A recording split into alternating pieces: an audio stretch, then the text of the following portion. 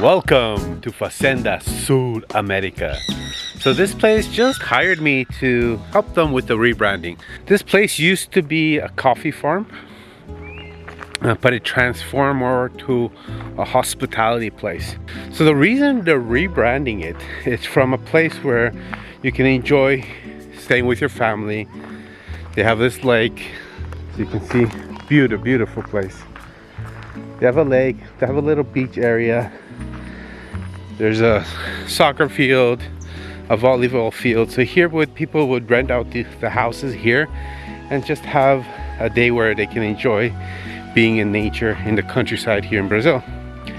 And you could visit as well some of the plantations here. But that all is changing. There's going to be a rebranding that I've been working with them for almost going to be a month now.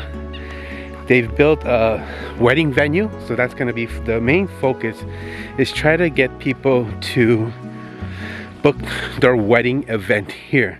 All right, so I'm going to share some of the tools I've been using to land this job and been working on it. So the logo has already been approved. A lot of the stuff has been approved, but now it's just time to implement stuff, create some content announcing the rebranding. And that's another reason I'm also here. We're going to be, there's someone flying a drone here. He's going to take some cool drone images of the place, as well as shoot some of the marketing stuff here. So right now I'm just going to show you some of the tools I was able to use to create the logo. You guys gonna get a little preview. Won't show the full thing because I kind of want to wait until it's kind of announced to the public, and then I'll be able to show some stuff I got. Was this this is what pretty much they wanted, and all this was in Portuguese. So what I had to do, it was translate it to English because I'm not fluent in Portuguese. I understand most of it, but there are words I am fairly clueless. So the first tool I used was ChatGPT to help me translate the whole thing. Once I got an idea, I started using ChatGPT and Perplexity to do some researching about some of the more popular wedding venue areas around the world. So I kind of looked at their logos, what they were using. With that, I came up with this kind of presentation, a proposal of what I would be doing. So I used Canva to make this proposal. I made some image changes, kind of the stuff that I think was important for the rebranding. This is the initial logo. This is my concept, bringing the sun into the logo. Roughly what it would look like. And a secondary logo idea. So instead of the sun, using the coconut leaves as another possibility. And then kind of choosing a font. This is one of the fonts they liked it, but I kind of saying that I like this one with a combination of the Montserrat as a secondary font. The color palette was already chosen, and this is what I would have been charging in reais here in Brazil. So this is what they liked. They liked the idea. They didn't like the logo exactly how it was presented there. They wanted something unique and personalized and handmade. So then I started working on Procreate and developing some ideas. The first two were fonts you can find, but the bottom section was more freehand, and they actually liked more of the freehand stuff. And then some icons I was trying to work on. That was where I was having a lot more difficult time, is something that represents the sun and the water. As you can see, there is a lake, as I showed before. So I wanted the icon to be able to represent that. I think it's a real good focus point. And then I was developing a monogram.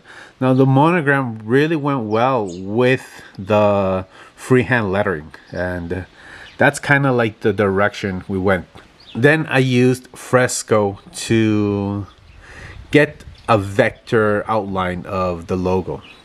So then I brought the stuff into Affinity and, pretty much try to make the edges smoother, take out as much as bumps that there were, and just smooth out the logo.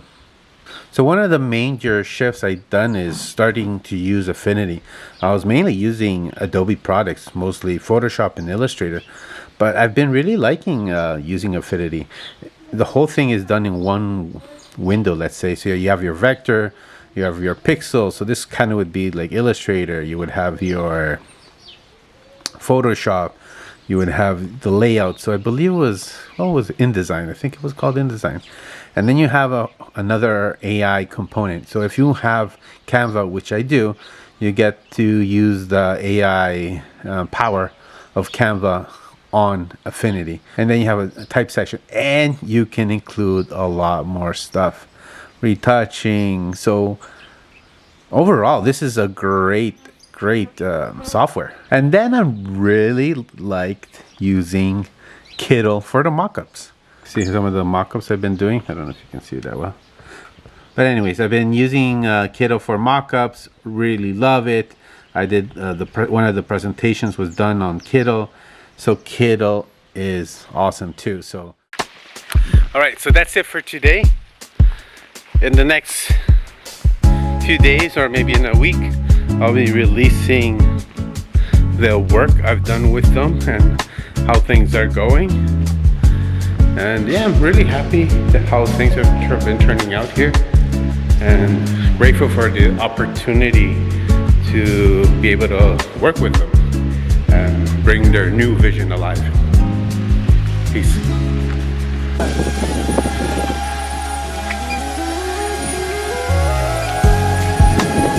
Se você ainda não conhece a Fazenda Sul América, eu estou aqui com o João e a gente vai te mostrar